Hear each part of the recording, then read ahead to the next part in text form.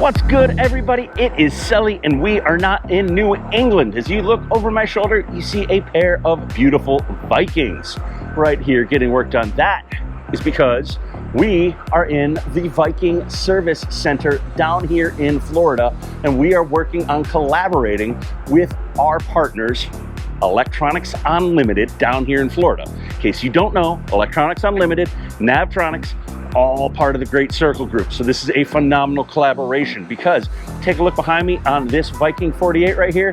Take a look on the transom. It says Edgartown, right? Well, that's my neck of the woods. So that's one of my customers up here, up north, bought a boat down here. Now, this is a very nice Viking 48 demo. So it's already got a lot of nice stuff on it.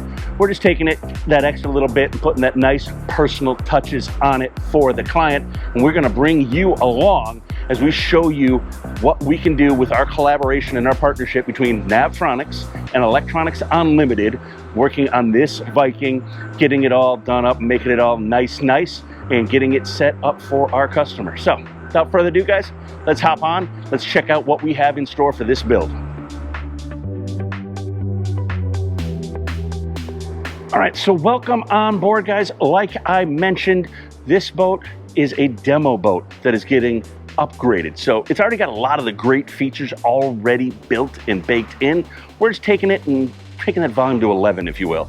To that end, down here, you can actually, we've got the under gunnel, so we're gonna be doing the Lumishore neon flex lighting under there. We're also going to be adding some JLM6 speakers into this cockpit area. So when you're down here, you're fighting the fish, or you're just entertaining, you're going to have great sound out here. So we've got all that. You can see actually the team here at the Viking Center, they've gone ahead and put the window in for the live well right there. So we've got all that going on. I think they're doing an electric door. They got a bunch of other stuff. You can see we've got the Garmin display down here for the sounder repeater, which will also work really good for remote stereo control, as well as also viewing the cameras. Speaking of cameras, we are going to be upgrading the cameras on this boat. A really popular option to do in the salon here on these boats, especially if you have a young family, is putting cameras in there so you can pull them up. If you're driving from up above, you can pull that camera up and you can see what is going on down below, kind of keeping tabs on the kids, if you will. So we've got that going on. I think there might be a port side camera possibly going on. I got to go back and look at the list. I'm going off memory here, but so we are going to be adding some cameras into the mix on this one. And then, guys, we're going to go down here into the engine room next. So you see that right there, guys? This is the Scania demo boats. This has got a pair of Scania diesels in it. So let's hop down there and let's show you what else we have in store for this build.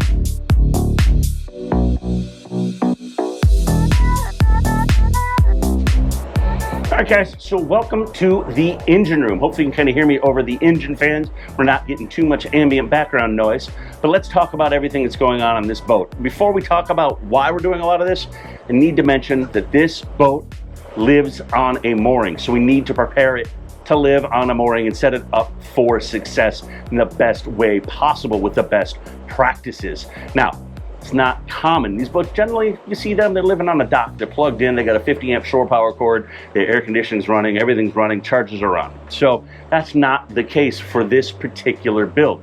So that's why these next few things here are why we're doing what we're doing.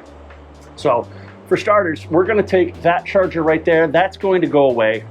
That is the house bank battery charger, and we're going to do a big Victron charger. So we're going to have that into the Victron family. And now we're talking about living on a mooring. It's a 24-volt boat. It does have a house battery bank, kind of see tucked in over there off outboard of the motor, but it's not enough to live on the mooring safely and securely. That's why you see this X right there, guys. We've kind of staking our territory out.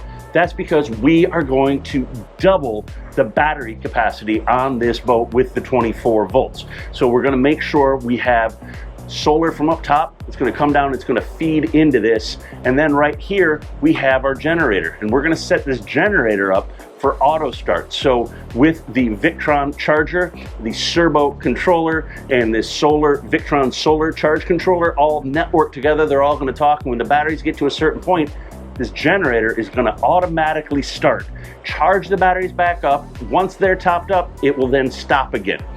and should, I think if we program everything correctly, be able to remotely just start the generator whenever we want as well.